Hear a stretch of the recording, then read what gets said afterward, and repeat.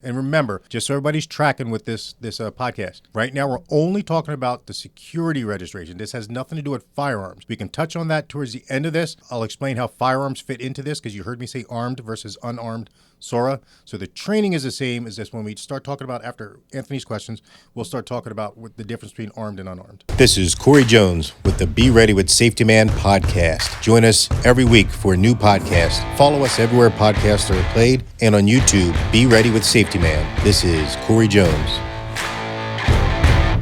What's up, guys? We are back. And new little location, but that's all right. We got some good stuff flowing today. Back with the Safety Man podcast. Yeah, welcome for the Safety Man podcast. It's Corey with safetyman.co, Safety Man Consulting. Anthony and I are here. We're going to have some good content for you tonight. So I'm going to let Anthony take it away since this is his spot. Okay, so tonight we are talking about something that Corey's kind of got into recently, so he's a little bit of, I would say, an expert now at this point. If you're in the state of New Jersey, and we'll kind of expand from there as well, if you're looking to get into the security world, okay, we're not talking about police, we're talking about security. There's actually a certified test or whatnot you have to pass to be certified as a security officer in New Jersey. So that is called what, SORA? Yes, SOR, Security Officers Registration Act. So we are going to be discussing that, how to, what it's good for, and, the reasons why, can be used. And the great thing about it is Corey is a SORA instructor. To add to your resume that is already like 30 pages long. Like, wait, hold on. I think I'm an instructor in that. Hold on. Yeah, I can. So, okay, let's start from the beginning. What do you need to do? What is it good for kind of thing? Well, a few years ago, New Jersey decided they wanted to regulate security officers. After 9/11, they realized that security is a lot of times the first tool in the toolbox that we as law enforcement and as citizens have to protect us from terrorism or any other type of crime, whether it be a bank, armored car, your complex, sporting event, a concert, or anything like that. It's a lot of times it's private security that could be the first, cog in that wheel to keep us safe. So they decided they wanted to regulate it. Unknown fact to a lot of people is there's 40,000 police officers and 60,000 security officers in the state of New Jersey. Yeah, I was going to say, I didn't know what the exact number was, but I remember in college we had talked about that. It was like, for every officer, there's 1.5 security officers. And that's about exactly the number. Yeah, there's a lot. I mean, you think about it. Any hospital you go to, any like major store you go to now, there's security at every place. I mean, any major sporting event, it's all security officers there for the most part. Indeed. So they decided they wanted to regulate that. So decided they made the SORA, Security Officers Registration Act, which is a curriculum that starts with a background investigation, fingerprint check, and so forth. Once you get that taken care of on the website, and Anthony and I'll go through all the steps you need to do that. So wait, you mean I can't be a felon and go work as security? No, you cannot be a felon and work as security or police officer or bus driver in the state of New Jersey. So we do check fingerprints, and they do call your references. They do look at your work history, just like you'd apply for any other job. And it applies to anyone who's going to wear a uniform with a badge and has security written on it. Whether you are armed or unarmed, this does apply. Okay, so what do you got to do? Let's say I'm a new guy, or girl, whatever. I wanted to go and apply. I want to be a security officer at the local hospital, and I got to get my SORA. What do I got to do? So the first thing you want to do is go to the New Jersey State Police website, or just go to your search engine of choice and type in NJ SORA, SORA. It'll take you right to the website. And on the website, it's going to give you a list of specific instructions of what to do. But the first thing you're going to do is you're going to log in, create an account, whether you want to be armed or unarmed. You click that, and you'll start to create your user ID, password, email address. Make sure you remember your user ID, your email address, and your password, right?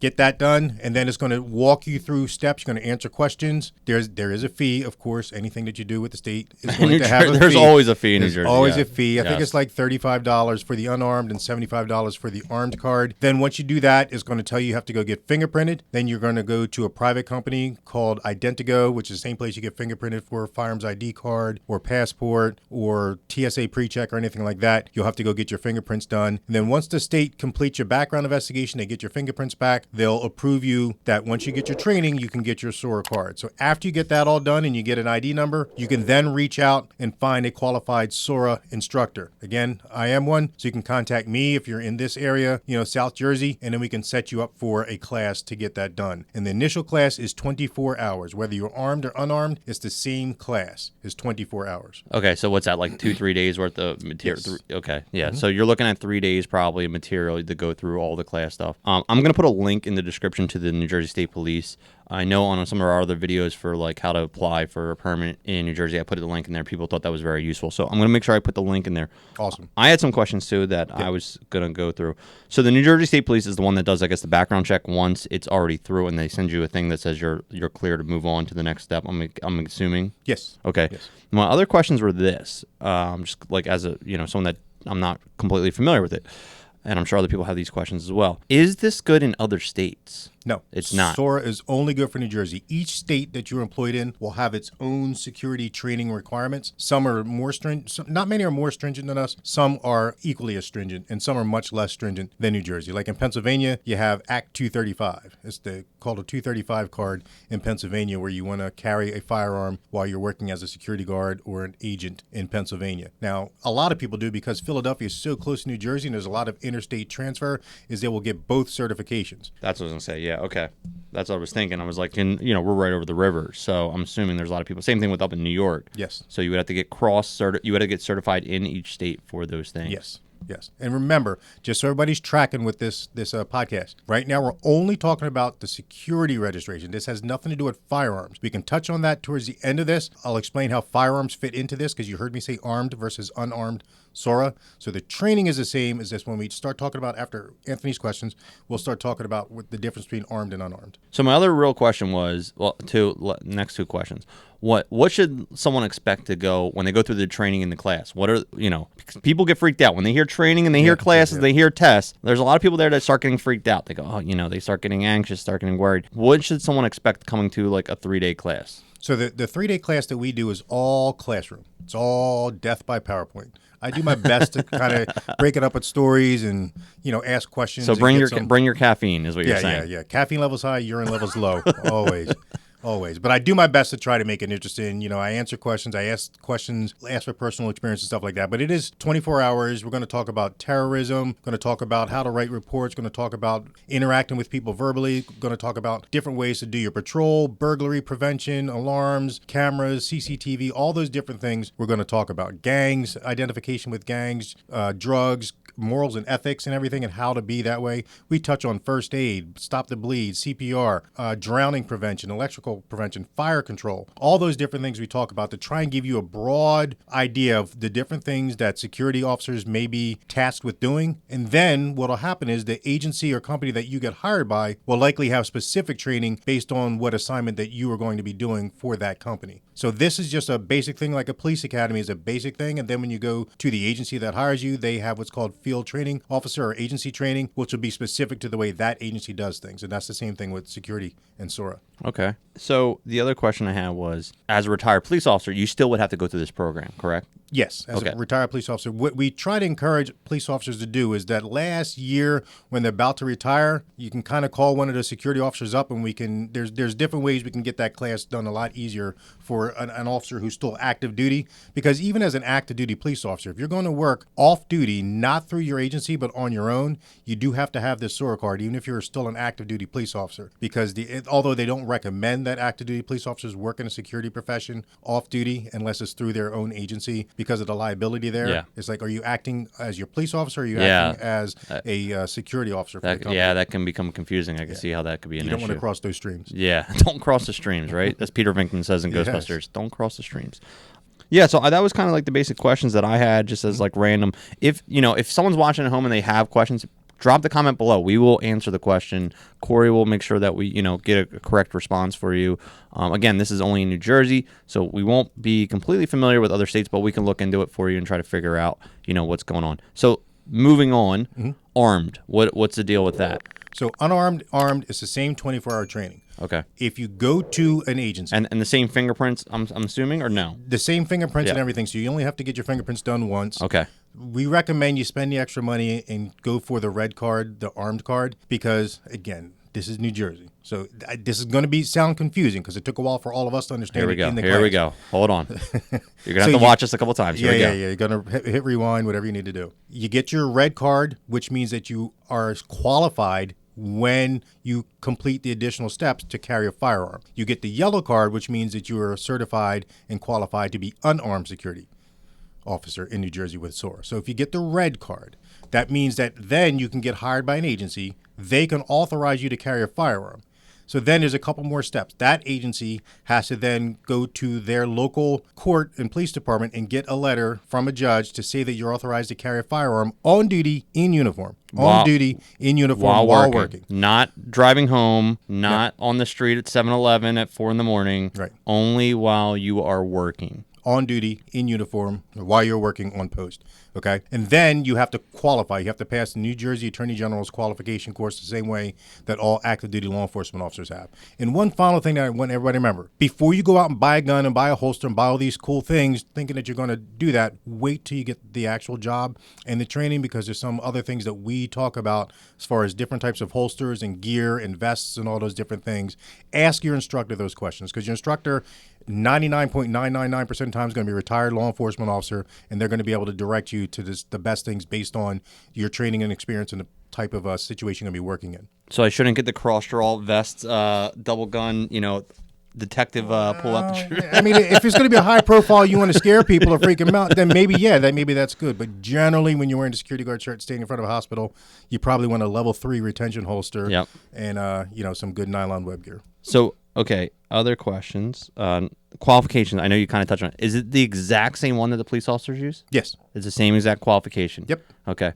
And they do night and day, or just day, or is it, I guess? We do both. And same thing twice a year? Yes. Same thing? Okay.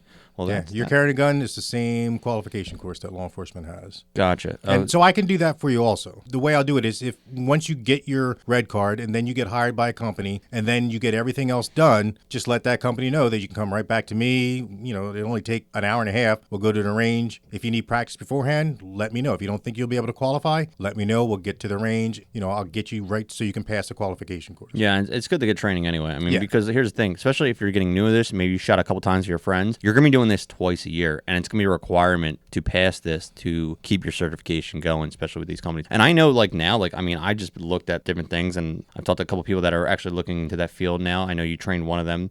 But some of these jobs with the arm, they're paying like $30-$35 an hour. It's no joke. It's good money. It's good money, some of these jobs here in New Jersey for that. I mean, I'm sure it's a lot harder to get, but if you can get in some of these places. They're hiring. They are hiring. I get people that I went to class with that are trying to hire a qualified, locked-on candidate. So if you want to be a police officer and you think that, maybe I should try security first, or you're waiting to get hired by a police agency, if you get this taken care of and work as a security guard or security officer or security agent, it's a little bit of an exposure. You get to get some of the training. You get to find out if this is what you're cut out for. And this looks good on a resume if you did this successfully. You showed up on time. You looked good in uniform. You wrote good reports. And you're going to get a good review and recommendation for a law enforcement agency that's looking to hire somebody. Those are the kind of things we look for, that somebody's been exposed to this and they're responsible. They weren't a hothead. All those different things that we're looking for in 2021 in qualified police officers, those things that you can show as a qualified security officer. I know a lot of guys that's how they started. They started security, they jumped into police work. And, is that how you started? Yes, really? sir. I didn't know that. Where did you start security? Everywhere. I worked Great Adventure. I worked at Caldor, worked at,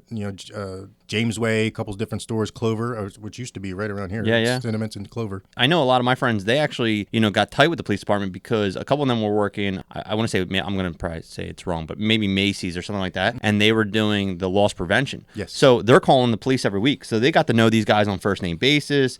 They got to use them as references because oh yeah, I worked with this guy. He does a good report. He hands in the right stuff. He's not an idiot, pretty much. So you might actually make some contacts through the security world. So I would highly recommend, listen, I tell people all the time, when people say, what should I do to get in police work? I say, either military, go to school, go to college, or get a job in security. If that's really what you want to go into, they're the three options to do, military, security, or go to college for advanced criminal justice degree or whatnot, or do both, because you can still work security and go to college at the same time. Exactly. You can do both, or military and college. Or work security at the college that you go to. I know some people who did that. So those are the things that are going to push you into that. And you know what? Here's the other thing. You might do this, and you might start dealing with the public, and you might go, you know what? This isn't for me, And the kind of the opposite thing. So it's kind of you get a taste of what's kind of going on. You might not get all the paperwork. You're not going to, don't get all the paperwork. You get to hand over the person at the end. Go here, exactly. Here, we'll call the police. But you'll definitely get the attitude. You'll definitely get that exposure. You'll definitely get that. Wow, I've never really dealt with multiple people in crisis or who don't like me, or who only want to accomplish their mission, don't care what the rules and regulations are. Because you put a uniform and badge on, it doesn't matter ever says police or security, you're going to get people that are going to be,